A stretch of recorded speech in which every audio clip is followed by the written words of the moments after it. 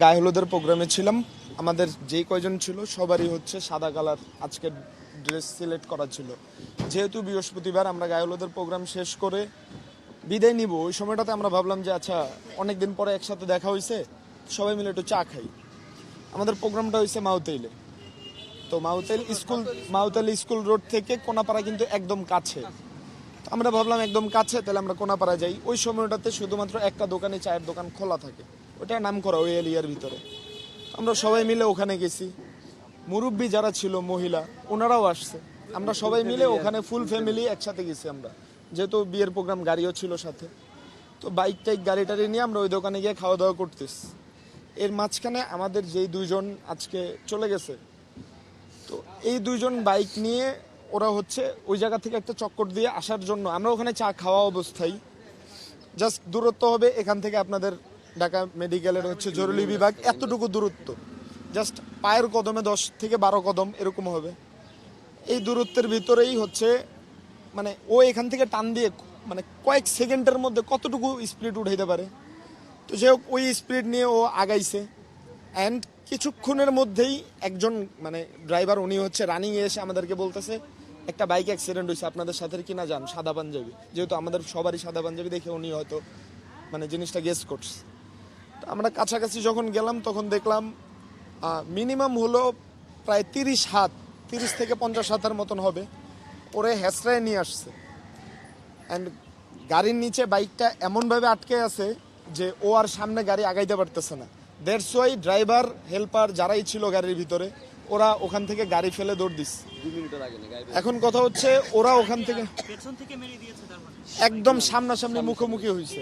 আমার কাছে ছবি আছে, যে অবস্থায় ছিল, গাড়ির নাম্বার প্লেট, আমার বাইক কোন অবস্থায় ছিল, সবই দেখাইতে পারবো। ও আমরা হচ্ছে একটা গাড়ির রাস্তায় যখন যাই, একটা তো নির্দিষ্ট লেন আছে, বাইকটা যেই লেনে যাচ্ছে ও কিন্তু রং সাইড এসে হচ্ছে মেরে দিছে একদম। প্রয়োজনে আপনারা যদি সব গাড়ি একসাথে আমার সাথে যান, আমি লাইভ কোন জায়গায় অ্যাক্সিডেন্ট হয়েছে, কি অবস্থা হয়েছে সব এখন নিয়ে দেখাইতে পারবো। তো যাই হোক ওই অবস্থায় আমরা হচ্ছে তাৎক্ষণিক কিছু করার জন্য, আমাদের অলরেডি দুইজন হচ্ছে গাড়ির নিচে আটকানো, আমাদের সাথে একজন হচ্ছে যেহেতু লরি চালাইতে পারে, ওনাকে দিয়ে আমরা হচ্ছে গাড়ি ব্যাকে দেওয়াইয়া ওরে কোনোভাবে সেভ করছি। তখন ও বেঁচে ছিল না, একজন ওখানে স্পট ডেড, ওখানে স্পট ডেড হচ্ছে তপু নামের যে ছিল, ও হচ্ছে ওখানে স্পট ডেড। আরেকজন ছিল, ওর নাম হচ্ছে ইরাম, যে গাড়ির নিচে ছিল। তো সে ওই গাড়ির নিচে আটকানো, কিন্তু ওই অবস্থাও সে বেঁচে ছিল। কিন্তু এখানে আরেকটা কথা ছিল, ঢাকা মেডিকেল আনার পর, তো এখানে আনার পর যে অবস্থা দেখলাম, তারা মানে প্রতিটা সেকেন্ডে লেট করতেছে, প্রতিটা স্টেপ নিতে গেলে তারা হচ্ছে সময় নষ্ট করে। তখন রক্তক্ষরণ হচ্ছে, ওরা কোনো মানে ডাক্তারে একজনে আরেকজনকে বলে, আরেকজনকে বলে, এইভাবেই চলতেছে সবকিছু। আর সিটি কর্পোরেশনের যে গাড়ির যে মানে প্রতিদিনই কিন্তু এভাবে ঘটনা ঘটে, কিন্তু আমরা কখনো মানে এর প্রতিকার পাই নাই। যে একটা রোড অ্যাক্সিডেন্ট হলে এটা নিয়ে কিছু হয়, এরপর আবার সবাই থেমে যায়, এরপর আর কিছুই হয় না। এখন যদি এটা যদি সমাধান হয় তাহলে ভালো হবে। আমাদের একটা আমার পক্ষ থেকে একটা কথা বলি, যেহেতু মিডিয়া আমাদের সামনে, হয়তো অনেক মানুষ দেখবে, এটার উপরে থেকে আমাদের উপরেও প্রেশার আসবে যে আমরা সিটি কর্পোরেশনের বিরুদ্ধে কথা বলতেছি বা এমন কিছু। আমাদের ভাই সিটি কর্পোরেশনের বিরুদ্ধে কোনো কথা নেই। আমার কথা হচ্ছে এই যে ময়লার গাড়ি যারা চালাচ্ছে, তাদের কি ঠিকভাবে সব কিছু মেনটেন করে আমাদের বাইক রাস্তায় নিয়ে গেলে থামাইয়া ডোপ টেস্ট করে, ওদের কি জীবনও করা হয়? বাংলাদেশে আজ পর্যন্ত যে কয়টা জায়গায় সিটি কর্পোরেশনের গাড়ি চলে, বিশেষ করে ঢাকা দক্ষিণে, এই সিটি কর্পোরেশনে ঢাকা দক্ষিণের যে কয়টা গাড়ি চলে রাত্রেবেলা, ময়লার গাড়ি বিশেষ করে, ওরা যে স্পিডে চালায় রাত্রেবেলা রাস্তায় যারা কাজ করে, এরকম আপনি 10টা মানুষকে জিজ্ঞেস করবেন, যদি 10 জনের মধ্যে 9 জন বলছে যে আসতে চলে, তাহলে আমরা এই ক্যামেরার সামনে, মিডিয়ার সামনে আমরা সবাই গলায় হচ্ছে জুতার মালা নিয়ে আসবো।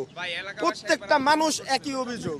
পরিবার থেকে জানতে পারছি সকাল ভোর 4:30টার দিকে আমাদের কাছে কল গেছে।